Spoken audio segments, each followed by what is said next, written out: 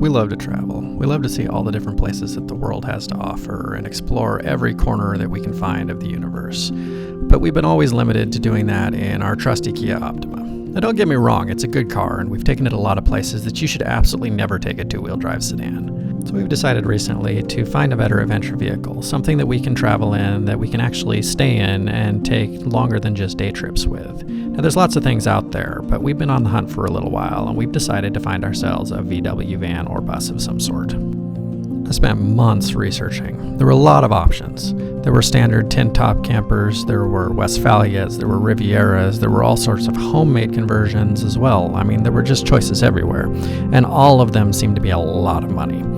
Finally, we lucked out and we found one locally about a few hours south of us in Albany that was a 1980 Volkswagen Vanagon Riviera. So we decided to go check it out.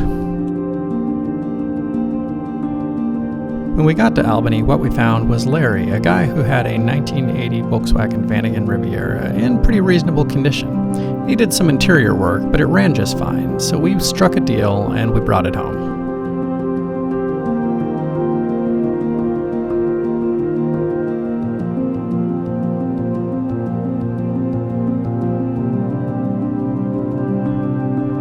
Once I got the van home, I started working on the things it needed. I ended up rewiring a lot of the internals and going through the engine to ensure that everything looked like it was working well. Once we got done with all of the essentials, we started working on the things that would make it nicer. We removed the carpets, replaced the floors, and we reupholstered the internal seats, and along with the deep cleaning, made it ready for us to go on our first adventure. Our destination for this adventure was the Sue Wester Lodge in Seaview, Washington, just across from Astoria, where we tend to go a lot when we're on the coast. We figured that this was close enough that it would be a good place for our first run.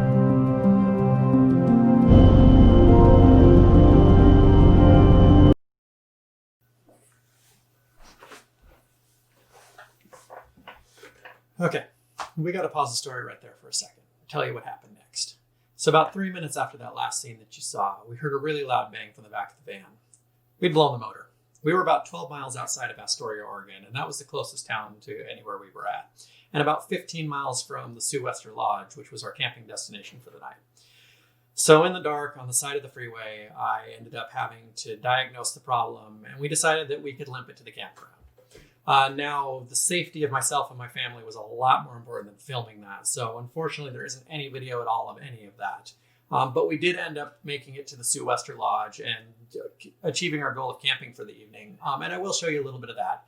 Unfortunately, there's not a lot of video beyond that because it kind of ruined our plans to explore the rest of the coast for the day. We ended up limping the van back home on 3 cylinders all the way to Portland. And across the mountain pass, it was only able to do about 22 miles an hour. Which is pretty slow across a pass that's got a speed limit of over 55. We did eventually make it home in about 4 hours, which is a lot longer than it normally takes for that. And now it's a week later, and I've got parts, and I have repaired the van. So there will be other van videos in the future. But the safety of myself and my family during that time was just way more important than filming it. So unfortunately, I can just tell you about it, and you guys don't get to see that.